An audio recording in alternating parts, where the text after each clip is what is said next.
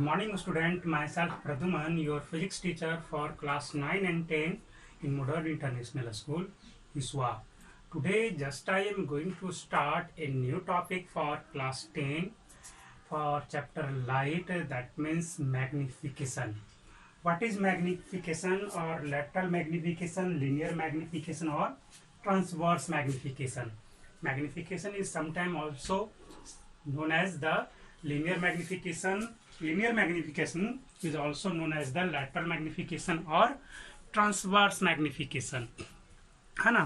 हम लोग लिनियर को ही लैटरल और ट्रांसवर्स भी कभी कभी बोल देते हैं। What is linear magnification? This is defined as और this is the ratio of image height with respect to the object height. Height is taken from the perpendicular to the principal axis, है ना। जैसे हमने अभी पढ़ा कि the ratio of image height with respect to the object height is known as the magnification. तो where you have to take the height, तो you have to take the height of that means image height from the principal axis and perpendicularly. जैसे आपका ये रहा, आपका ये है आपका प्रिंसिपल एक्सिस है, यहाँ पे आपका क्या है, ऑब्जेक्ट है. तो यहाँ पे ऑब्जेक्ट है तो हम इस ऑब्जेक्ट का हाइट कहाँ से मेजर करेंगे? तो ये प्रिंसिपल एक्सिस है ना, इसी एक्सिस के परपेंडिकुलरली हम मेजर करेंगे. जैसे ये ऑब्जेक्ट है या इतना बड़ा ऑब्जेक्ट है तो ये परपेंडिकुलर है तभी, अदरवाइज अगर ऐसे है तो बताओ इमेज ऑब्जेक्ट का हाइट क्या होगा. सपोज दैट इस तरह से ऑब्जेक्ट रखा हुआ है तो ऑब्जेक्ट का हाइट यही हुआ, ना कि हम ये हाइट को ले लेंगे. ऐसे भी तो रखा जा सकता है ऑब्जेक्ट, है ना. तो ऐसे लिया जाएगा हाइट को, तो परपेंडिकुलरली हम लोग हाइट को कंसीडर करेंगे. चलिए ये तो हो गया, सिंपल सा था, डेफिनेशन था किसका, तो मैग्निफिकेशन का. अब आगे हम लोग इसको रिलेट करेंगे किसके थ्रू, तो ऑब्जेक्ट डिस्टेंस और इमेज डिस्टेंस से इसको रिलेट करेंगे. अब आइए कुछ और टर्म्स जान लें. The height of the object or image is taken as positive.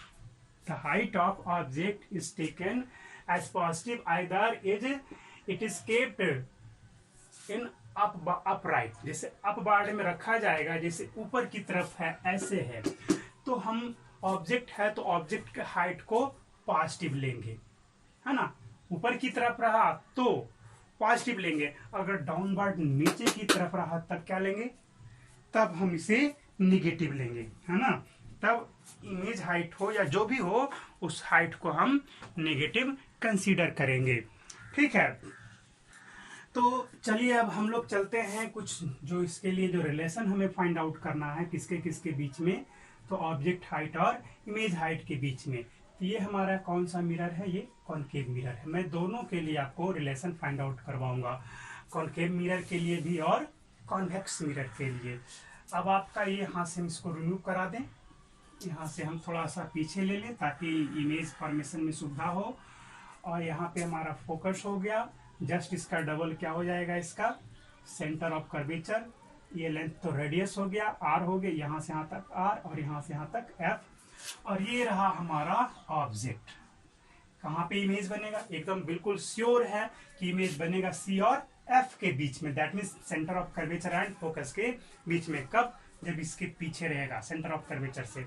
Light रे ट्रेवल करवाओ, यहाँ से कैसे जाएगा, फोकस से कट करता हुआ जाएगा, आफ्टर रिफ्लेक्शन कट कर गया, इंसिडेंट.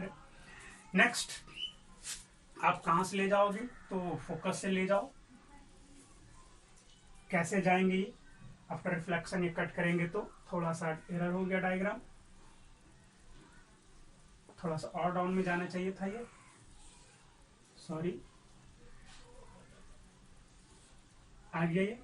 अब यहां से आफ्टर रिफ्लेक्शन ये पैरेलल हो जाएंगे, ये पैरेलल दिख रहा है, चलो सही है ये. तो कहां पे इमेज बन गया जी, यहाँ पे. This height is taken as h1 और इसको हम क्या ले लें, h2, है ना. h1 क्या है, height of object, and h2 क्या है, हाइट ऑफ इमेज. इसको हम स्मॉल h ले लें और इसे भी स्मॉल h ही ले लें. अब देखा जाए, देखना है ध्यान से, ये हमारा ऑब्जेक्ट डिस्टेंस हो गया, नाम दे दिया जाए, कुछ इसका नोमेनक्लेचर कर दिया जाए। ऑब्जेक्ट हाइट, इमेज हाइट का जो भी डिस्टेंस है ऑब्जेक्ट का, उसे नोमेनक्लेचर कर दिया जाए, ए बी और A dash and B dash. आपका H1 क्या लोगे? पॉजिटिव, क्योंकि ये आपका प्रिंसिपल एक्सिस से ऊपर है। H2 क्या लोगे? नेगेटिव, जैसा आपका कहा गया है। तो मैग्निफिकेशन का जो फॉर्मूला होगा, magnification, that means magnification is equal to height of object divide by, sorry, height of image divide by height of object.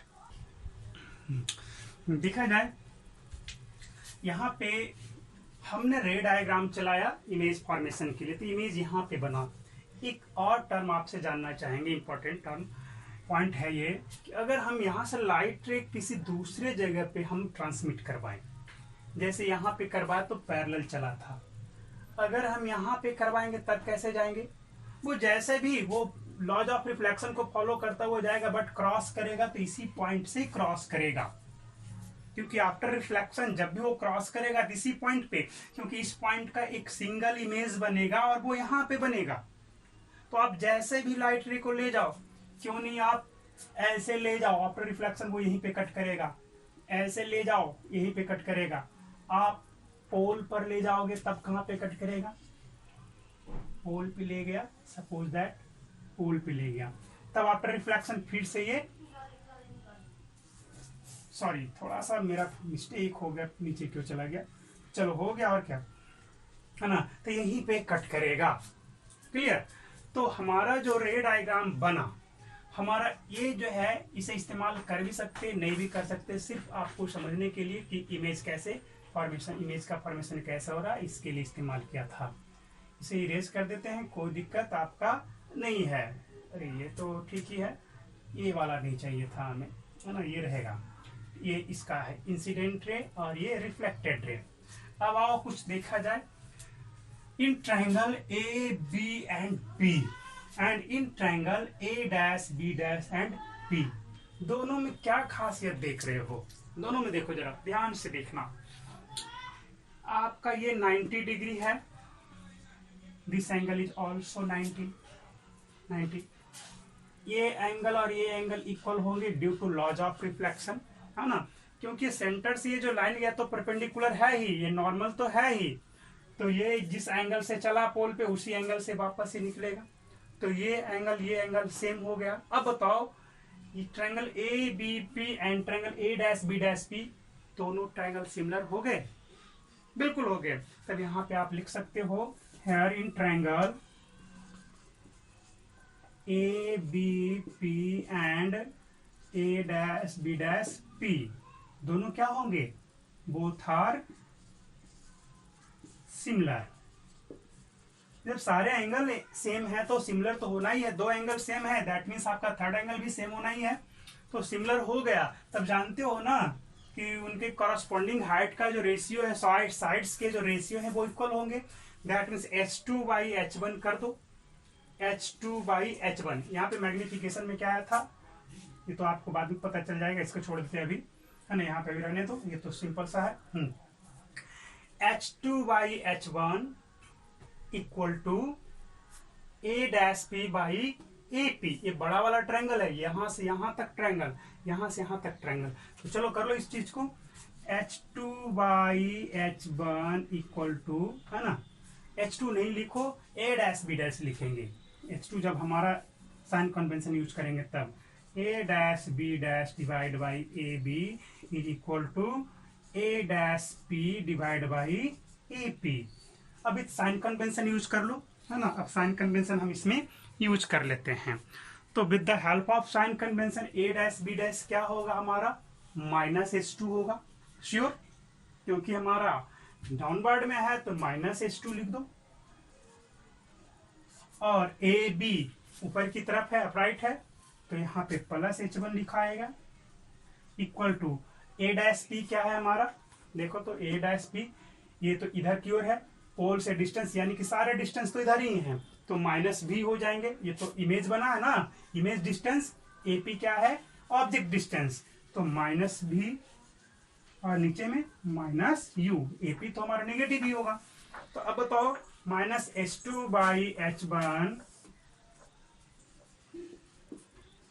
H1 is equal to क्या हो गया आपका, माइनस भी, तो ये तो है ही, तो हम यहाँ पे कैलकुलेशन जब कर दें तो इधर से हटाओगे माइनस, तो माइनस माइनस कैंसिल था, तो इधर माइनस भी बाई यू हो गया, है ना।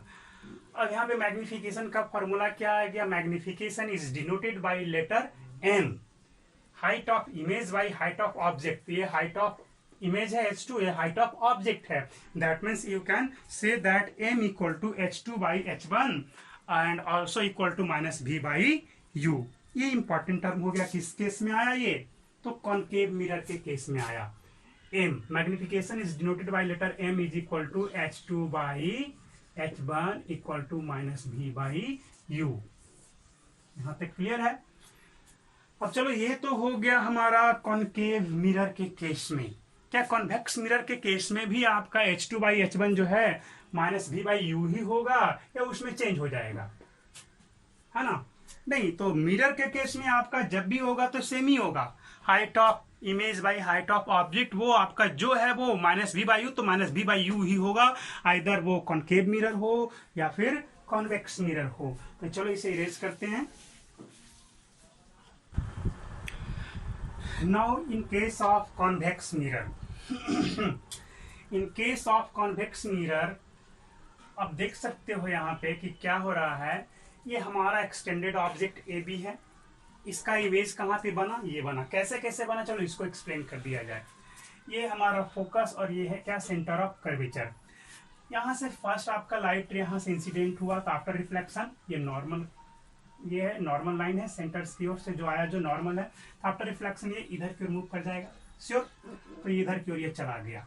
हमने पीछे की ओर इसको एक्सटेंड किया तो फोकस से जाना चाहिए, क्योंकि ये पैरेलल है ना, तो ये फोकस से ही क्रॉस करेगा, तो बिल्कुल फोकस से जा रहा है। चलो ठीक है, ये लाइट रे कहाँ से आता हुआ प्रतीत हो रहा है, तो फोकस से ऐसे आ रहा है, एक्चुअल में ये यहाँ से चला, यहाँ से रिफ्लेक्ट हुआ है। तो जान रहे हो कि पैरेलल लाइट रे appear to be cut on the focus, है ना, और really cut at the focus in case of concave mirror. अब दूसरा क्या है, दूसरा लाइट रे हमने पोल पे चला दिया, तो पोल पे तो जानती हो जैसे एंगल से फॉल करता है उसी एंगल से वो रिफ्लेक्ट भी कर जाता है, तो ठीक है, तो ये एंगल तो सेम ही हो गया, है ना। पर चलो कहाँ पर ये इसका इमेज बनेगा, तो इसको पीछे की ओर एक्सटेंड करते, यहाँ पे इमेज बना। अब आओ इसमें भी सब कुछ सेम लगाओ, in triangle A B P and A dash B dash P dash में देखो क्या है। अब जरा सोचने की बात, ये एंगल और ये एंगल सेम है, और ये एंगल और ये एंगल भी आपका सेम होगा। सोचो ना, ऐसे है और ऐसे है, ये एंगल सेम होता है ना, तो ये और ये लाइन है, तो ये एंगल और ये एंगल भी आपका सेम है, और ये यानी कि तीनों एंगल आपका सेम हो गया। तो इन ट्रायंगल ए बी पी और A dash B dash P dash में ये दोनों एंगल आपका सेम हो गया, एक तो 90 डिग्री है ही बिल्कुल। तो बताओ थर्ड एंगल भी तो इक्वल हो जाएंगे, हाँ बिल्कुल, थर्ड एंगल भी आपको इक्वल होना ही होना है। तो अब आओ, सिमिलर हो गया दोनों ट्रायंगल, क्या हो जाएगा, A B P, triangle A B P similar to triangle A dash B dash P, so ratio of corresponding side is same हो जाएगा। तो यहाँ पे रेशियो निकालो कॉरस्पेंडिंग साइड का, A dash B dash divide by A B is equal to A dash P is divide by A P. तो कर दो यहाँ से A dash B dash divide by A B equal to, अब क्या लिखोगे, A dash P divide by A P. अब यहाँ पे रख दो ए डैश बी डैश, हमारा क्या है, ये हाइट ऑफ H1 और ये हाइट ऑफ इमेज H2 है। ये क्या हो गए, A dash B dash H2 positive हो गया निगेटिव, श्योर पॉजिटिव होगा क्योंकि ऊपर की ओर है, तो that means H2 divide by ये भी क्या होगा, ये भी पॉजिटिव ही होगा, H1 इक्वल टू, अब क्या होगा, ए डैश पी हमारा क्या होगा, नेगेटिव या पॉजिटिव, ए डैश पी, तो इधर की ओर पोल से देखोगे इमेज इधर है, तो यानी कि लाइट इधर जा रहा था तो इमेज भी इधर ही बनाती है, क्या हो जाएगा, पॉजिटिव। जान ही रहे हो राइट साइड में पॉजिटिव, लेफ्ट साइड में निगेटिव, तो आपका ये पॉजिटिव हो जाएगा, इमेज का प्लस में भी इस्तेमाल करोगे, और ये क्या हो जाएगा, एपी ऑब्जेक्ट डिस्टेंस, क्योंकि ऑब्जेक्ट यहाँ पे है तब पी से ए का distance negative, that means minus you आपने ले लिया। तो इस तरह से हमारा हो गया रिलेशन मिल गया, फिर से माइनस वी बाई यू आ गया, that means magnification m equal to h2 by h1 equal to minus v by u in case of convex mirror. Also कोई भी आपका केस मिरर हो आपका फॉर्मूला सेम होगा। तो ये था relation between magnification and object distance, image distance and height of object and height of image. Clear है?